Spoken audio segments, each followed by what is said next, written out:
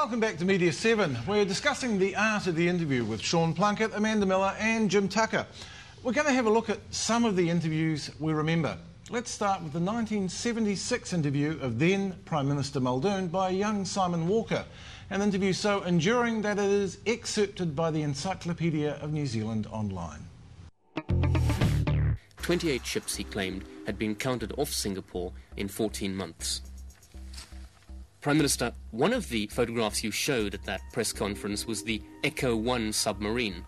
Well, if you want to argue the difference between an Echo 1 or an Echo 2, frankly, any oil tanker heading for New Zealand through the Indian Ocean that meets one wouldn't be much concerned. He'd just be clobbered. Would you not agree that it was a matter for concern if you had shown a picture of an Echo 1 submarine and ascribed to it the powers of an Echo 2 submarine? Oh, it might have been a matter of concern to a nitpicker, but it wouldn't be a matter of concern in terms of the Soviet presence in the Indian Ocean. The photograph that I've just shown was taken in the same series by New Zealanders. The same series by New Zealanders. They have ship-to-ship missiles the Soviet Union has them. Let's have your next question. Notwithstanding which, this is an inconsistency on the part of the Echo 1. But if I could move on, Prime Minister... if you don't mind, because we've got a lot to get through. If I could move on, Prime Minister... Yes.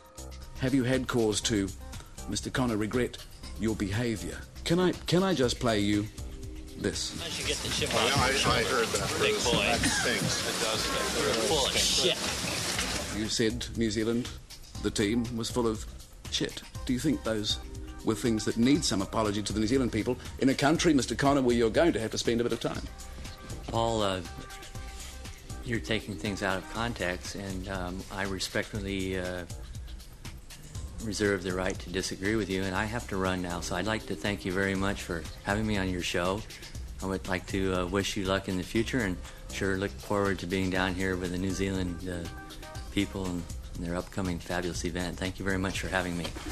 But would you be interested in apologising to Mr. Farr in public, Mr. Connor, for that incident that happened last year?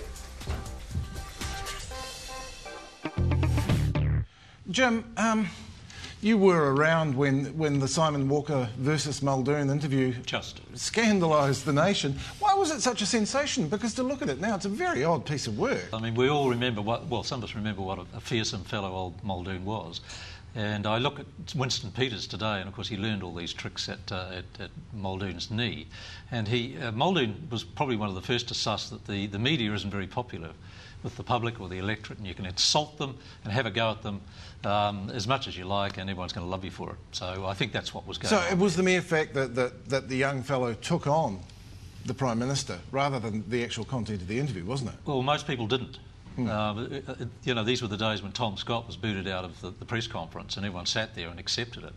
So for someone to actually front Muldoon, and of course whoever was running television then realised that this was going to make great television. It didn't matter really what happened to Simon Walker, but we were going to get great television.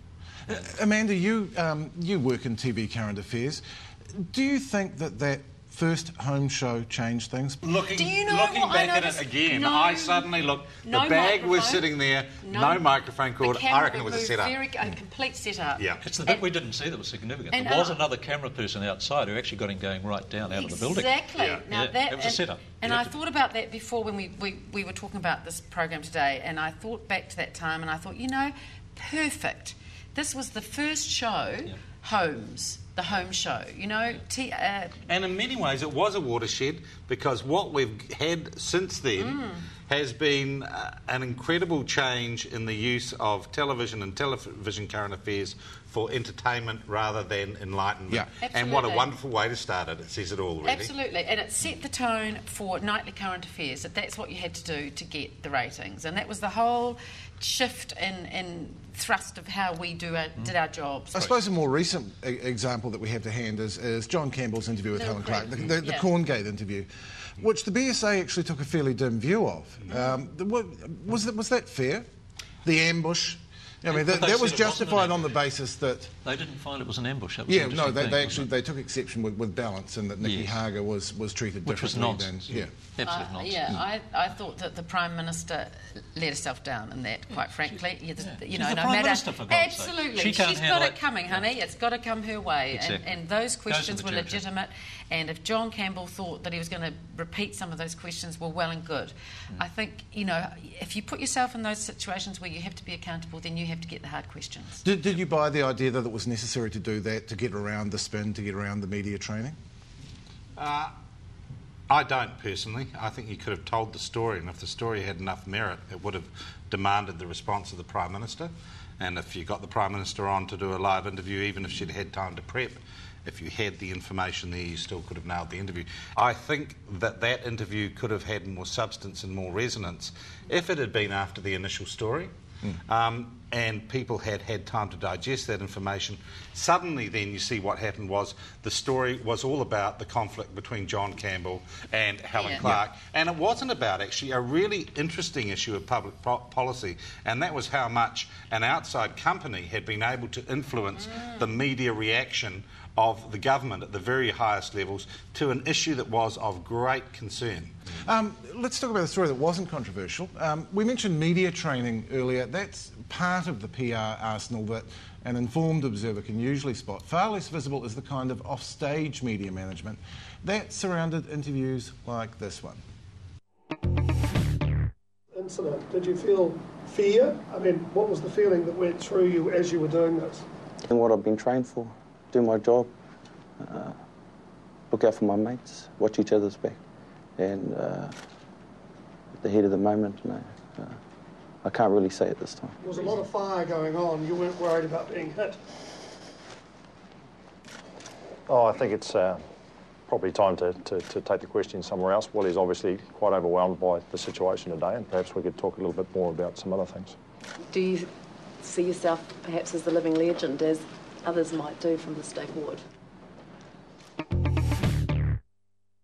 That's Victoria Cross recipient Corporal Willie Apiata facing the press in a fairly managed environment. Jim, you were quite exercised about this, weren't you?